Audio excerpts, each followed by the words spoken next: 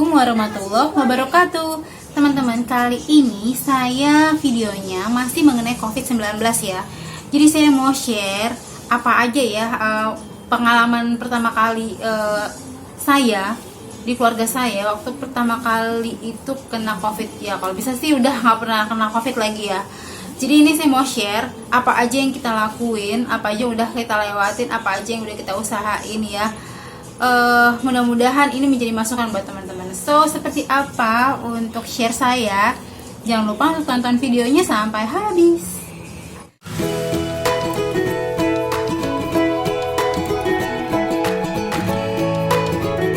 Waktu pertama kali kita tahu bahwa ternyata abang saya itu COVID-19 ya. Lalu setelah itu saya yang sebelumnya itu suka banget begadang. Jadi kan saya suka begadang waktu buat video. Jadi saya suka aja tidur jam 1, jam 2, bahkan sampai jam setengah 3 juga pernah. Ini saya akhirnya mulai kurangin. Memang tadinya tuh saya tetap maksain diri ya, karena saya kan mau cari suasana sunyi ya, untuk dapetin waktu yang nggak berisik gitu. Lalu setelah itu yang tadinya saya kurangin dari jam 11, akhirnya saya berpikir saya stop untuk bikin video. Saya stop bikin video ya. Jadinya saya, kalaupun saya mau bikin video, saya udah akhirnya ya udahlah, mau ada suara-suaranya ya udahlah nggak apa-apa lah ya. Kalaupun tetap mau bikin video gitu.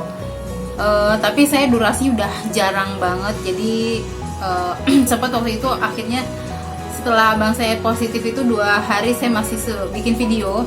Tapi karena kondisi saya nggak baik gitu ya, setelah saya dapat obat dari tetangga saya, dari Om Fendi itu, obat dari Lian Hua Xin Wen Jiaonang itu. Setelah itu kan 2 hari udah agak mendingan, saya tetap nggak mau bikin video. Saya putuskan akhirnya udahlah saya nggak bikin video. Kalaupun saya harus bikin video itu juga jarang, sehari cuma sekali gitu, dan itu nggak sehari sekali ya, maksudnya di hari yang keberapa gitu baru saya bikin video. Dan itu pun juga ya, saya nggak mau malam-malam lagi. Jadi saya benar-benar udah berhenti yang namanya begadang. Saya nggak mau begadang lagi, karena kakak ipar saya juga bilang kalau begadang itu imun kita tuh turun. Lalu setelah itu kita akhirnya saya olahraga dan berjemur. Nah ini penting banget teman-teman, berjemur. Kita itu juga ada pakai terapi. Nah ini dia ada fotonya, saya melakukan terapi ya. Jadi terapi itu kasur isinya itu kayak infrared yang mengeluarkan panas. Jadi kita tuh bisa berkeringat gitu. Jadi kurang lebih selama 45 menit badannya kita tuh dipanasin sama alat itu, dipakein selimut gitu. Kalaupun kalau misalnya lagi ada matahari, kita berjemur. Kalau saya sempet ya, jadi karena kondisi badan itu kan naik turun, jadi saya pagi-paginya setelah saya berjemur gitu ya, saya tuh olahraga, udah tuh saya ngerasa badan saya enak gitu, saya fit, aduh enak banget nih badan. Saya mandi, lalu saya coba mandi lagi ya, saya kan biasanya sehari 2 kali mandi. Lalu saya mandi di sore harinya, itu ternyata dingin banget teman-teman. Saya menggigil, dan malamnya saya mulai menggigil lagi, nggak enak lagi badannya, lemes. Terus saya jadi mikir, aduh ini kenapa badan saya gini ya gitu. Jadi ya itulah teman-teman, jadi memang kondisi badan itu fisik itu naik turun ya, yang kondisinya tuh bisa siang-siang itu baik, fine aja, dan ternyata malamnya drop gitu. Dan itu karena saya memang waktu itu saya nge-push banget badan saya. Saya pikir saya harus bisa nih, saya harus kuat. Masa sih saya diledekin, kakak ipar saya bilang, iyalah itu imunnya turun, itu gampang lemes gitu. Jadi saya ngerasa, enggak lah, masa. Jadi saya ada perasaan pengen nunjukin gitu loh, saya it's okay, gue nggak apa-apa, gue baik-baik aja gitu. Saya nunjukin, dan ternyata itu nggak bener gitu. Terlalu memaksakan diri itu nggak bener, nggak baik. Akhirnya saya ya udahlah, saya akhirnya sampai pada titik beberapa hari itu, beberapa waktu itu saya akhirnya cuma pakai terapi ataupun berjemur. Lalu ya udah, kalau misalnya emang saya bisanya cuma sehari sekali mandi ya udah gitu loh. Dan saya juga nggak maksain diri kalau memang saya badannya lemes, karena kan badannya suka lemes ya. Ya udah saya tidur aja gitu loh. Saya tidur abis sholat subuh, ya udah saya tidur aja. Kalau memang saya ngerasa badan saya emang ngerasa nggak enak dan lemes, kalau ada matahari udah saya berjemur. Kalau nggak ada matahari ya saya pakai terapi. Jadi saya nggak mau memaksakan diri saya, karena saya udah coba, saya maksain diri itu nggak mempan.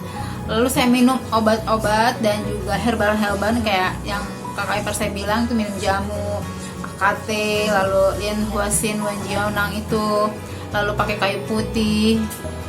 Lalu kalau abang saya ditambah lagi pakai NaCl.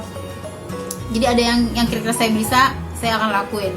Kalau yang kayak bawang putih saya nggak bisa, itu saya skip. Lalu yang untuk minum minyak kayu putih juga saya nggak bisa.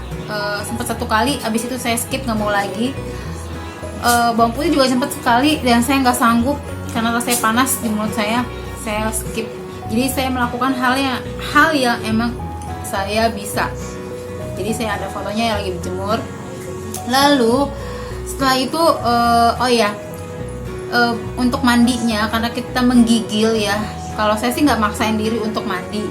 Kalau abang saya mandinya pakai air hangat gitu teman-teman, jadi jangan paksain diri. Dan kalau memang badan kita hangat, ya udah berarti kita minum paracetamol. Kalau saya gitu sih, walaupun memang itu sebetulnya bukan obat ya, tapi memang kan obatnya COVID-19 itu memang nggak ada, belum ada maksudnya gitu. Jadi ya kita mengobatinya seperti apa yang kita rasain aja. Nah kalau saya genjot sama vitamin C. Vitamin C-nya itu jangan lebay juga ya. Jadi vitamin C itu kan sebetulnya dia akan akan habis sedikit demi sedikit. Jadi teman-teman minumnya itu jangan langsung 1000. Tapi kalau mau misalnya yang berapa miligram itu ya minumnya sehari 3 kali. Jangan yang 1000 atau 500 itu langsung sehari 3 kali langsung kayak gitu, jangan gitu loh. Jadi ya di ukurannya dikit-dikit tapi sering gitu loh. Bukan sering yang gimana juga, maksudnya misalnya contoh misalnya yang 300 itu berarti sehari 3 kali, atau 250 sehari 3 kali, itu cukup kok menurut saya. Nggak berarti harus minum langsung yang si 1000 enggak. Nah, minum si 1000 itu ya langsung diminum ya akan keluar gitu aja sih teman-teman. Jadi saran saya yaitu minum vitamin C dengan cara bijak, yaitu dibagi-bagi dan jangan memaksakan diri. Terus berjemur, lakukan gerakan, pokoknya badannya itu biar enak, sama jaga imun tubuh. Jadi istirahat itu penting banget dan nggak stres. Jadi saya sempatkan, jadi saya mikir gitu loh, kebetulan saat itu saya waktu kena COVID itu saya masih ada perasaan ya, pertama saya itu kehilangan pekerjaan yang sebenarnya bukan saya di PHK ataupun hal-hal yang lain, tapi memang kondisi yang saya itu resign. Tapi setelah saya resign, saya seperti ditinggalkan pekerjaan yang harusnya saya masuk gitu loh.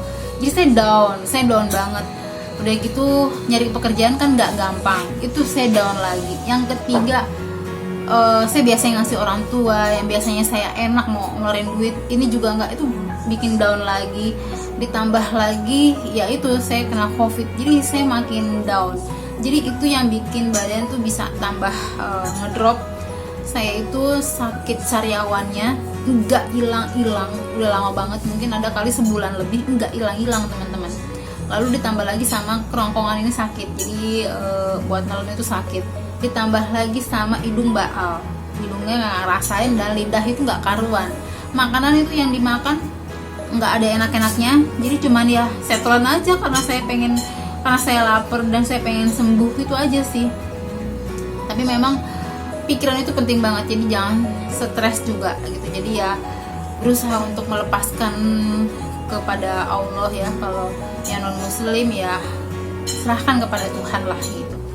Lalu setelah itu juga jangan lupa untuk berdoa untuk cepat sembuh. Pokoknya rajin-rajin doa gitu ya teman-teman, supaya segera membaik, karena memang ini COVID-nya beda-beda. Saya pribadi itu karena saya saat itu sakit. Jadi gini loh teman-teman, COVID itu menghajar. Kalau kita ada penyakit bawaan, dia akan menghajar penyakit bawaannya itu akan menjadi muncul kembali dan ngebus penyakit bawaan. Tapi kalau kita lagi sakit, dia juga akan ngeboost sih pada saat kita sakit. Contoh, misalnya nih kamu, orang tua teman saya itu lagi sakit gula gitu ya. Dia sakit gula, dia jatuh, dan dia ada luka gitu. Nah, itu dia akan ngeboost ke sana. Udah, tiba-tiba nggak berapa hari kemudian dia mening bla bla bla bla bla gitu ya. Nah, setelah itu kalau kayak saya nih, saya waktu itu kan sakit sariawan, itu nggak sembuh-sembuh dan makin parah. Udah di sini ada mungkin di beberapa video saya yang saya tuh kelihatan kaku banget ya. Saya ngomong tuh susah. Itu karena saya sariawannya udah parah banget.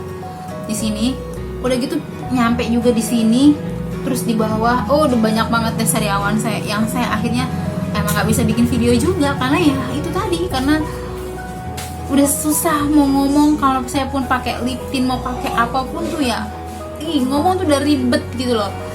Nah itu jadi jaga imun tubuh. Kalau udah sakit, vitamin C ataupun obat apapun jadi kayak kurang berharga ya, butuh effort banget untuk menaikkannya kembali. Jadi sebelum sakit yaitu teman-teman jagalah si imunnya ini biar tetap baik gitu ya. Terus berjemur. Oh ya juga selain itu teman-teman minum jamu yang kayak seperti saya bilang ya, herbal lah yang sehat-sehat itu. Jadi kita menjaga pola makan kita teman-teman. Jadi sebenarnya sih bukannya menghindari ya, karena susah kayak makan goreng-gorengan atau apa. Jadi dikurangin. Kebetulan kakak ipar saya kan pintar masak, jadi dicari menu yang memang enggak memicu makin sakit. Kayak saya sakit tenggorokan, enggak minyak-minyakan kayak gitu kan, yang bikin kita malah makin nambah penyakit kita gitu.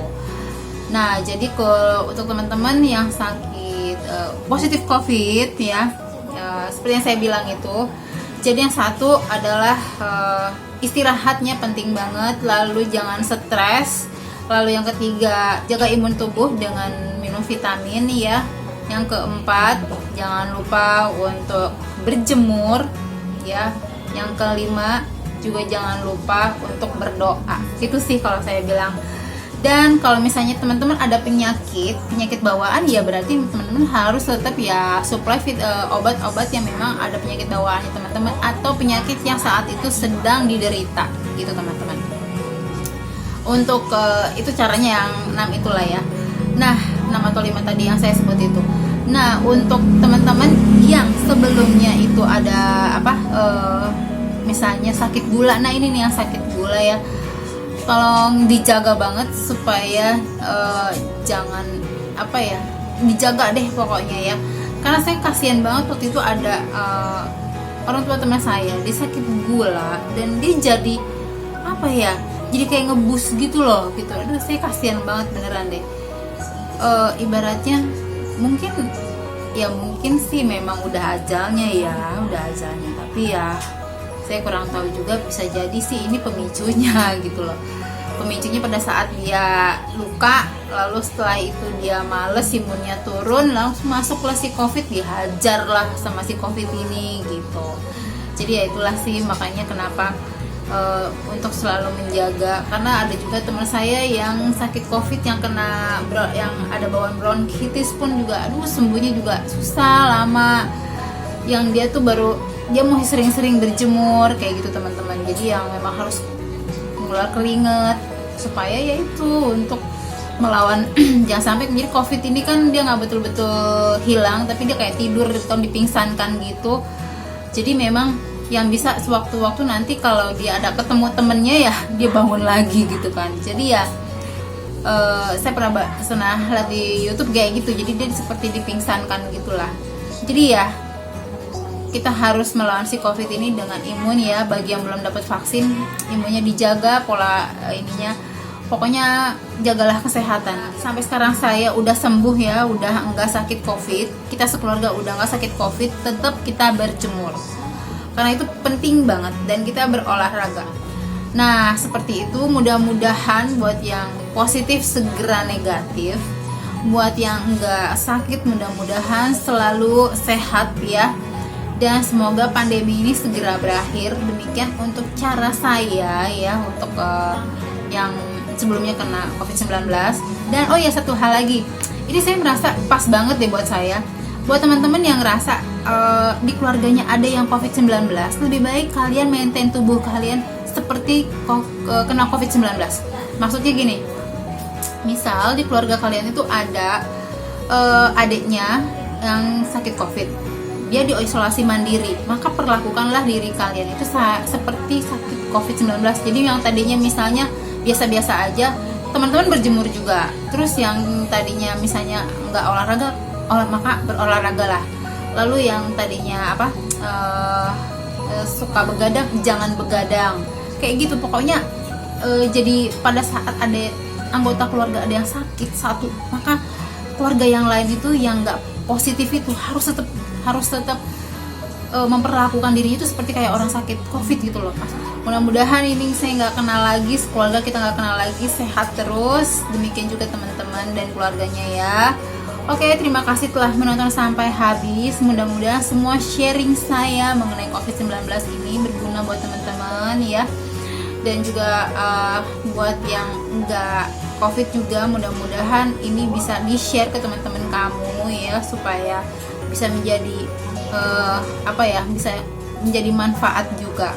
Demikian, wassalamualaikum warahmatullahi wabarakatuh. Jangan lupa tinggalkan jejak kalian dengan subscribe ke channel ini agar channel ini tetap ada dan juga membuat energi saya agar tetap terus memberikan sharing-sharing hal yang positif dan bermanfaat. Wassalamualaikum warahmatullahi wabarakatuh.